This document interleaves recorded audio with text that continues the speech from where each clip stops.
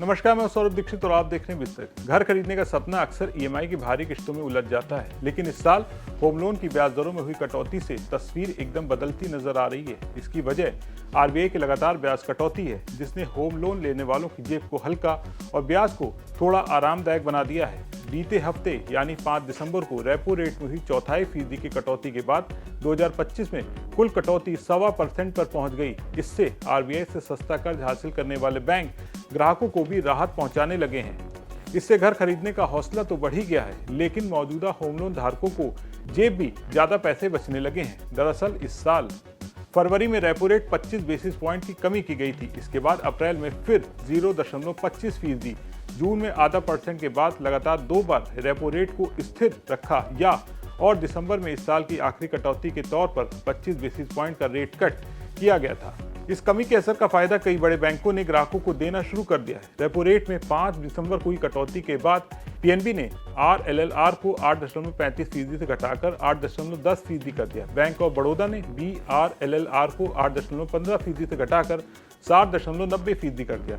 Indian bank ने 8.20% से घटाकर 7.95%, बैंक ऑफ इंडिया ने 8.35% से घटाकर 8.10%, एचडीएफसी बैंक ने एमसीएलआर में 5 बेसिस पॉइंट की और बैंक ऑफ महाराष्ट्र ने होम लोन को 60.35% से घटाकर 7.10% कर दिया। यानी बैंक रेट कटौती करने में दरियादिली दिखा रहे हैं, जिसका असर सीधे ईएमआई या लोन टेन्योर पर पड़ेगा। आरएलएलआर सबसे ट्रांसपेरेंट माना जाता है, क्योंकि इसमें रेपो रेट बदलते ही ब्याज दर बदलती है। इस कटौती का असली फायदा इस मिसाल से समझा जा सकता है, जिसके मुताबिक 20 साल के लिए लिया गया 50 लाख का लोन ब्याज के 8.5% से घटाकर 7.25% होने पर ईएमआई में करीब 3,900 रुपये की कमी करेगा, या ईएमआई समान रखने पर 42 महीने की टेन्योर बचत होगी।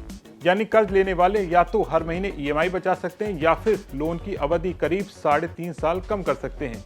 बाजार में माहौल भी इसी कटौती के पक्ष में है। महंगाई कम हुई है, इकोनॉमी की ग्रोथ अच्छी है और आरबीआई पर लिक्विडिटी को लेकर कोई दबाव नहीं है। यही वजह है कि बैंक आसानी से रेट कट ऑन कर पा रहे हैं।